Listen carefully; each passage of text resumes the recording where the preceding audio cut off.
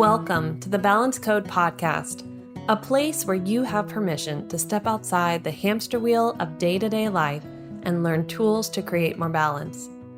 My name is Katie Ressler. I'm a licensed therapist and burnout and hidden grief specialist. I support ambitious, goal-driven people who are ready to get off the one-way train to burnout and start to enjoy life again to the fullest. Oh, and by the way, I'm a mom of 3, an expat living in Germany who is still learning the language, and an entrepreneur.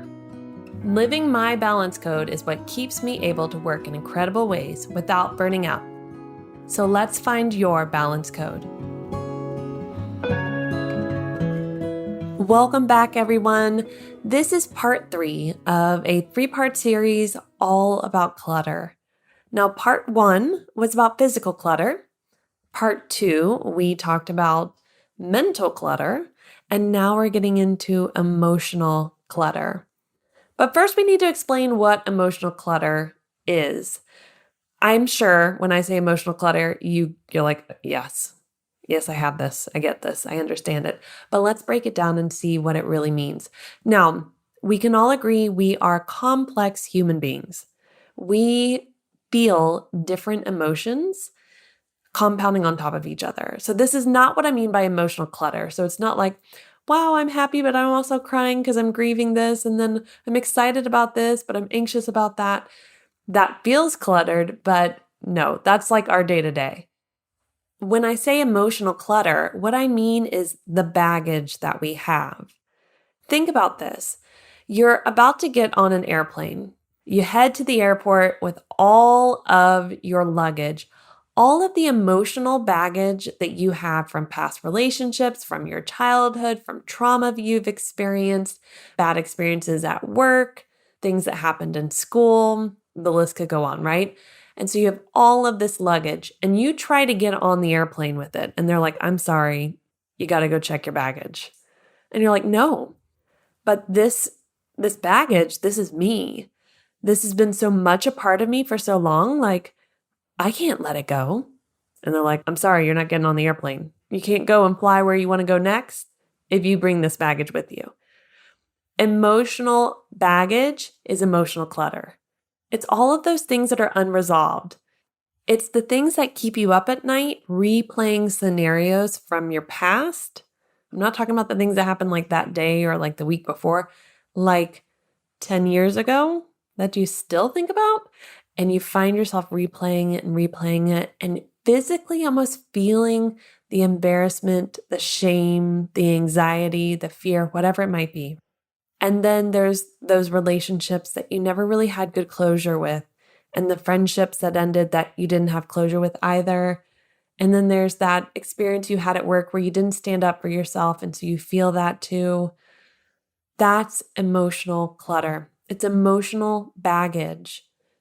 And the problem is we collect this baggage like it's on sale. We're immediately like, what? Emotional baggage? Yes, I'll take it. I'll take 5. Yep, bring it. It's on sale? I'll take even more. So we collect emotional baggage largely because we weren't taught how to sift through it. Most of the time, our parents and grandparents were still holding on to emotional baggage, and I'm going to bet they probably had some health issues because of it. So the first thing we have to do around emotional clutter is identify what it is. And when I work with my clients on creating a timeline of the hidden grief that I tend to address with them, it is this. It's the emotional baggage. It's sitting down and going throughout your life and looking at what still pings at your heart when you think about it. What are those experiences you had growing up and young adulthood that still hurt, that still bother you, that you still have questions about, or you feel shame or guilt around? All of that. And when you lay it all out on paper, and my clients will be like, what, Katie? What do I have to do? And I'm like, I'm serious. You have to. It's like having a project in front of you and you just keep saying to yourself, it's going to be so awful. It's going to be so awful. And then you make the to-do list and you're like, oh, I can get some of this done right now. Easy. When we create that timeline and I can see all the emotional baggage and mental baggage in some ways, right? that my clients are holding on to, then you can start to see the themes around the emotional baggage. Oh, that suitcase right there is all about abandonment. And I've got about 50 different things in there, maybe less, right? Oh, that one is about not speaking up for myself, not feeling like I have a voice. I've got 10 good experiences in that suitcase. So we have to look at all of the experiences. So I encourage you to do this. You can do this on your own. There are a variety of ways to do this. You can do it like a historical timeline. You can do it kind of like a mind map or even a mind dump, splatter it all on paper, but just find a way to organize it. And that's typically my superpower with my clients, is a way to help them organize it so they can see the themes, see those suitcases, right? And as we look at the emotional baggage and the groups of themes that they've experienced, then we know what to work on. Then we know what to heal. Then we know what they were not taught, how to let go of, how to forgive, how to move forward, how to process those emotions. If you've held on to anger and resentment for over 10, 15, 20 years, it's not like, oh, Katie, I've identified this and now I feel better. I cried once. No, we have to work on you learning the emotional intelligence tools so that you start to change your belief systems around what occurred. And I don't mean lie to yourself, not at all, but to understand why you didn't feel like you had a voice back then, what you learned from those experiences, and how from here on, we can start to shift the belief system around your voice and your ability to speak up for yourself so that emotionally you don't carry that baggage anymore when you get on the airplane. Or looking at the theme of abandonment, the emotional baggage around abandonment, going, okay, you had all these experiences that made you feel abandoned. How are you creating situations in your life right now that continue to make you feel abandoned? And I will tell you, as high achievers, how we do this is making sure we don't need anybody. We make sure we don't need help. So then we continue to feel lonely, isolated, and like nobody's there to hold our hand. When we've made it very clear to the outside world, we don't need you. I don't need help. I got this. I'm okay. I got it. Thank you. Nope, I'm good. Don't worry. And so we perpetuate that theme of abandonment. Or we're really good at this. We look for the people who are going to drop the ball, and we know they will. And we put all our faith and trust to them because we know they're going to drop the ball. And we're like, damn, I was abandoned again. So we have to look at what all the emotional baggage is. And we have to look at the belief systems around them and how we're continuing to perpetuate it by trying to carry that baggage on that airplane. But it's time to check that baggage. It's time for us to open up the suitcase and go, okay, here are the events that happened that led me to feel this way. I don't need to relive them, but I know they're there. And I know I don't want to keep reliving the experience of them. I don't want this emotional baggage. So let me learn the tools to learn how to release, let go, forgive, move forward, change the belief systems, and start to live in the way that aligns with how I want my life to look, how I want to feel in my life. The scary thing is, as we work on emotional healing and letting go of the suitcases, it's exactly like I said in the beginning, but my identity is wrapped up in this. I've always been this way. This is who I am. I'm an anxious person. I've always been this way. I always have been a worrier. It runs in my family.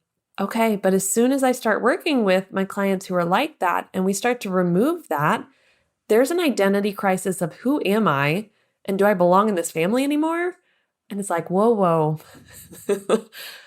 It's amazing how our suitcases of emotional baggage become so much of who we are, so much of how we identify ourselves. So healing it can be a bit of a roller coaster experience. If you've ever heard me speak about healing, I have two analogies I like to use, the scar analogy and the butterfly analogy. So now I'll tell you the butterfly analogy. When I think about healing, I think about the process of the caterpillar going into the cocoon, right? The caterpillar eats and eats and eats so that it's prepared to start to create the cocoon around itself so it can go through the metamorphosis process. We love the idea of the butterfly, right? We love the idea of what's on the other side of the metamorphosis process. Funny enough, we tend to forget from our science class what happens in the cocoon. I remember when I was relearning this, I was like, I swear they did not teach me this in school, but I'm sure they did. I just didn't retain it. When a caterpillar is in the cocoon, a particular hormone is released and it begins to digest itself. It becomes mush. So basically, the caterpillar no longer has the form of itself anymore. It no longer has that identity. Then the caterpillar releases an enzyme. Well, the mush releases an enzyme, and slowly the platelets start to form to become a butterfly. And if the cocoon is open too early, then you'll have this creature that has like a half wing and a couple legs maybe and a little bit of a body and then mush. So you can't just open it up too early. And this is why the caterpillar, once it is fully formed, eats its way out. It knows when it's time.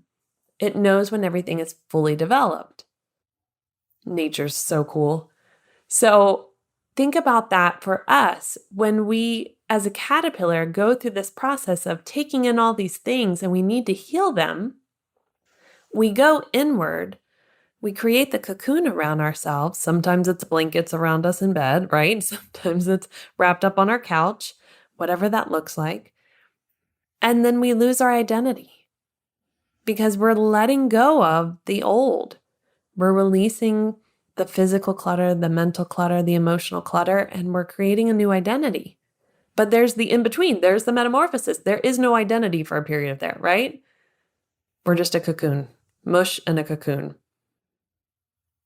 And then when we're ready, we step out. We get out of that cocoon. We stretch our wings. We have to bat them a whole lot to get them moving and ready. And we move our legs around and stretch.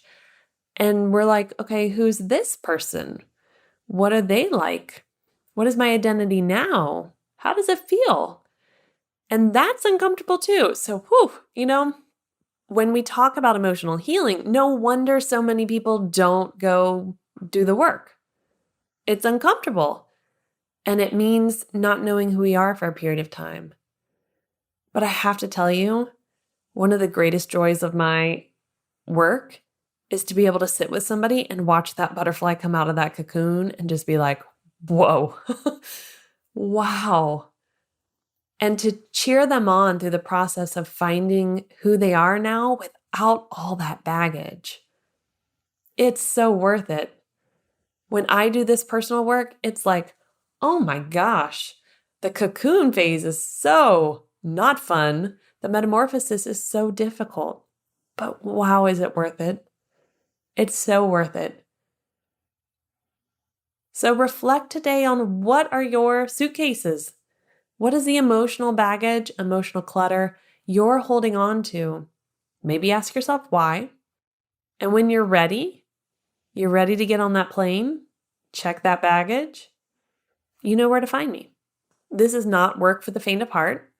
And as we've explored clutter, or physical clutter, mental clutter, and emotional clutter, each episode has really taught you that, wow, this is very complex, deeply involved. And there's a lot of stuff ingrained in us from our childhood and our youth and young adult years that we have to work through. Some of you want to do it on your own. I applaud you. That is not me. It's not something I'm very good at. Most of the time, I'm reaching out to people for support. And some of you do want that support. So if that's you, send me an email at info@katierustler.com or look in the show notes and let's hop on a call. I offer 20-minute free calls where we can talk about what's going on with you, what packages I offer, and what's the right fit for you. This isn't work you have to do alone. And you don't have to keep carrying around all that baggage. Well, I hope you have enjoyed this 3-part series on clutter and how we can start to think about it differently and address it and work on it in a variety of ways.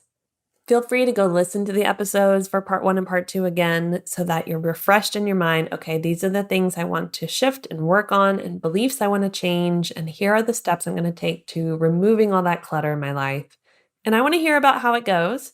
So reach out through email or on Instagram or Facebook and let me know which of the 3 episodes spoke to you the most and what tools you're taking away from them so you can start working on decluttering your life. Let's check that baggage. Let's remove the clutter walls of physical clutter in our space. Let's mentally start to have some peace and ease and freedom again. I'm sending you all big hugs, and here's to finding our balance code. Thank you so much for listening to today's episode. If you have a moment, please leave a rating or a review so that others can find this podcast who are looking for support just like you. Let's connect on Instagram at katie.rustler or at Balance Code Podcast, or check down in the show notes to find ways that we can work together and see other offerings that I have for you at this time. And as always, here's to finding our balance code.